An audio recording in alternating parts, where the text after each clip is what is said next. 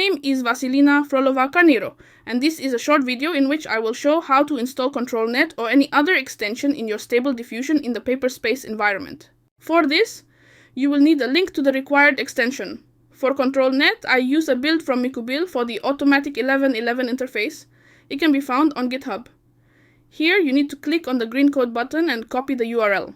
Then, we return to the Stable Diffusion interface and go to the Extensions tab. Here, we go to the Install from URL tab and paste the link into the first field. Now click Install. After this, you need to reload the page. Installed plugins will appear right here. If you found this helpful, please give a thumbs up, and I will now explain what to do if a plugin stops working. Most often, an update helps in such cases. Go back to the Extensions tab, but this time stay on the Installed tab.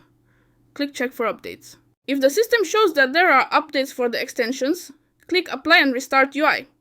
Sometimes after this, the Paperspace notebook section with the interface launched stops.